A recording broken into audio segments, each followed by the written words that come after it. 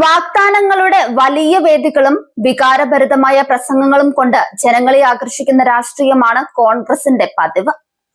ദുരന്തത്തിന്റെ നടുവിൽ ജീവിതം പുനർനിർമ്മിക്കാൻ കാത്തിരിക്കുന്ന ജനങ്ങളോടും കോൺഗ്രസ് പയറ്റിയത് അതേ നാടകം.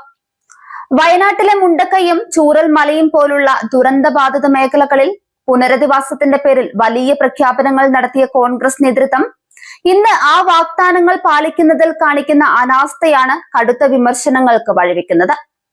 വേദികളും പ്രസംഗങ്ങളും കഴിഞ്ഞപ്പോൾ അവശേഷിച്ചത് ദുരിതബാധിതരുടെ പ്രതീക്ഷകൾ മാത്രമാണോ എന്ന ചോദ്യമാണ് ഇപ്പോൾ ഉയരുന്നത്. വയനാട്ടിലെ സർവ്വതും നഷ്ടപ്പെട്ട ജനതയ്ക്ക് താങ്ങാവുമെന്ന് പ്രഖ്യാപിച്ച് ആവേശപൂർവ്വമെത്തിയ കോൺഗ്രസ് നേതൃത്വം ഇന്ന് ആ ജനതയെ പരിഹസിക്കുന്ന കാഴ്ചയാണ് വയനാട്ടിലെ മേപ്പാടിയിൽ കാണുന്നത്.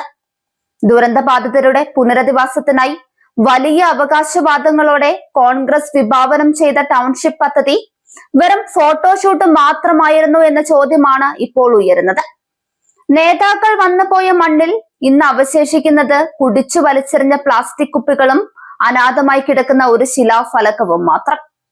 കഴിഞ്ഞ ഫെബ്രുവരി 26-നായിരുന്നു ലോക്സഭാ പ്രതിപക്ഷ നേതാവ് രാഹുൽ ഗാന്ധിയും വയനാട് MP പ്രിയങ്ക ഗാന്ധിയും ചേർന്ന് വലിയ കൊട്ടിഘോഷങ്ങളോടെ ടൗൺഷിപ്പിന് തറക്കല്ലിട്ടത്.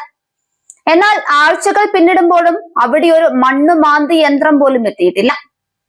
ഉദ്ഘാടന വേളയിൽ തിളങ്ങി നിന്ന ശിലാഫലകം ഇന്ന് തൊട്ടടുത്ത കെട്ടിടത്തിൽ ആർക്കും വേണ്ടാതെ ചാരി വെച്ചിട്ടുണ്ട്.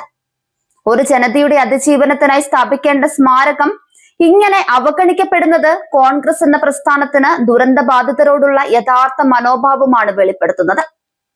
ഉദ്ഘാടന ചടങ്ങിനെത്തിയവർ കുടിച്ചു തീർത്ത പ്ലാസ്റ്റിക് കുപ്പികൾ പോലും അവിടെ നിന്ന് നീക്കം ചെയ്യാൻ പാർട്ടി പ്രവർത്തകർ തയ്യാറായിട്ടില്ല.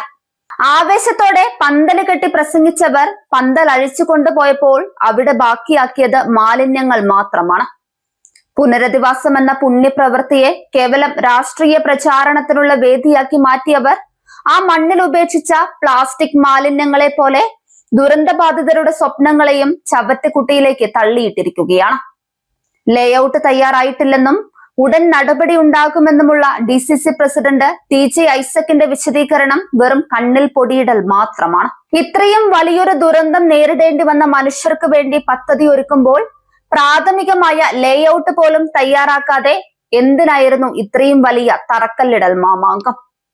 ഉത്തരവാദിത്തപ്പെട്ട ഒരു രാഷ്ട്രീയ പ്രസ്ഥാനം കാണിക്കേണ്ടത് ഇത്തരം ഷോകളല്ല, മറിച്ച് ദുരിതബാധിതർക്ക് താങ്ങാവാനുള്ള ആത്മാർത്ഥമായ പ്രവർത്തനങ്ങളാണ്.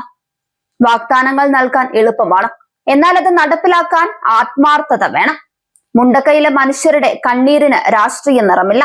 പക്ഷേ ആ കണ്ണീരിന് മുകളിൽ കോൺഗ്രസ് നടത്തുന്ന ഈ മെല്ലെപ്പോക്കും അവഗണനയും അങ്ങേയറ്റം ക്രൂരമാണ്.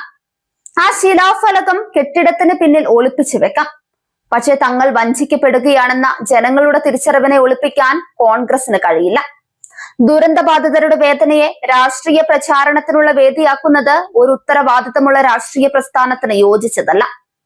തറക്കല്ലിടൽ ചടങ്ങുകൾ കൊണ്ട് മാത്രമല്ല ആ വാഗ്ദാനങ്ങൾ യാഥാർത്ഥ്യമാക്കുന്ന പ്രവർത്തനങ്ങളാണ് ജനങ്ങൾ പ്രതീക്ഷിക്കുന്നത്. മുണ്ടക്കൈയിലും ചൂരൽമലയിലും എല്ലാം നഷ്ടപ്പെട്ട മനുഷ്യരുടെ കണ്ണീരിന് രാഷ്ട്രീയമില്ല.